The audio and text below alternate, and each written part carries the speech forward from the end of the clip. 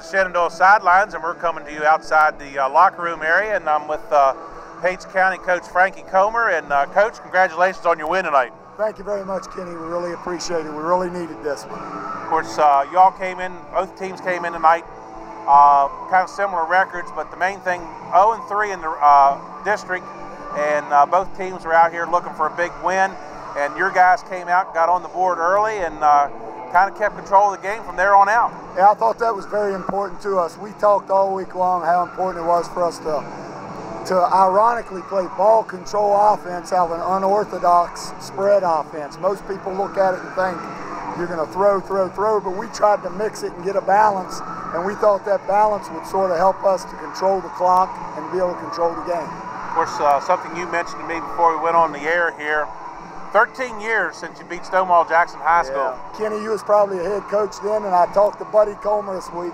and we dug back in the record books, and we remembered it as being, I think, a Saturday ball game with Jeremy Cubbage, a quarterback, and Marcus Dotson, a tailback. And that day was probably a head start for Jason Lutz at quarterback as a sophomore. Went on to be an All-American, but that's the last time we've beaten them. Of course, you talked to me before we went out on the field for the start of the game tonight, and you kind of hinted that it was going to be the Eric Comer show tonight, but like you said, you kind of mixed it up and bounced a little bit, but again, you got a big night out of your quarterback, Dakota Wolf. Yeah, Dakota Wolf's a special kid for us. He's a kid that really sees things well, but I thought the key for his success tonight laid predominantly in the offensive line. They needed to give him the time to do the things that he's equipped to do, and not only that, the offensive line opened up some gaping holes for he and T.A. Pendleton to wear them down physically and to also milk the clock for us, Kenny.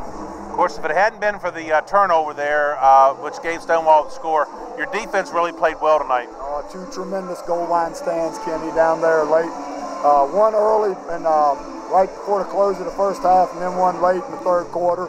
We thought that gave us a lot of momentum and confidence that we had been lacking in probably the last 4 or 5 weeks. That sort of gave us some gas.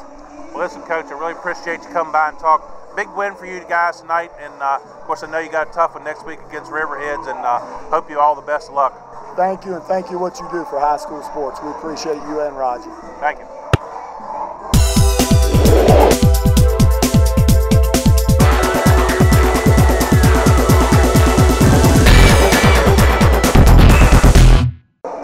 Welcome back to Shenandoah Sidelines, and with Stonewall Jackson General here, Philip Hovatter. And Philip, tough loss for you guys tonight.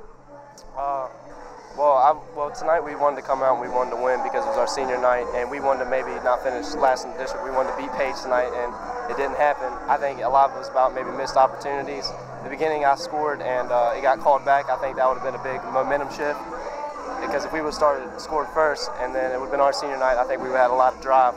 But we missed that, and then a few times it was about 4th and 1, we couldn't get to it.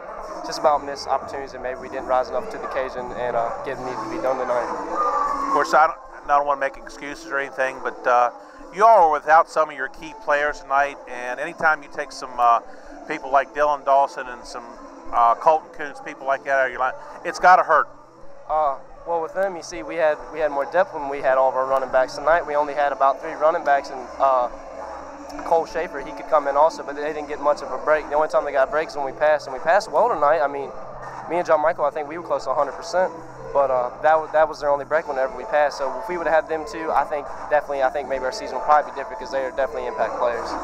Of course, you got one more game left in the season here. You got to travel down. Of course, that's no easy game. You got to travel down and play Wilson Memorial, and of course, is Dylan Dawson going to be back next week for your game?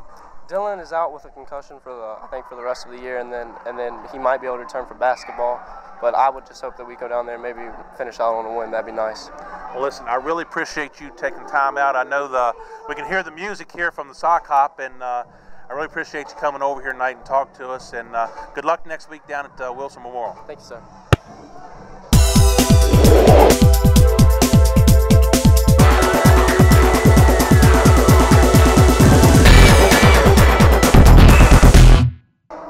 Welcome back to Shenandoah Sidelines, and with Roger Wilkins here tonight. And Roger, we saw a good football game. Of course, not good for Stonewall Jackson High School as Page County come out a 16-7 winner here. And kind of what were your impressions of the game tonight?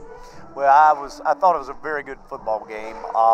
Page County controlled the line of scrimmage. They had a complete package tonight. They could throw the ball, they could run the ball.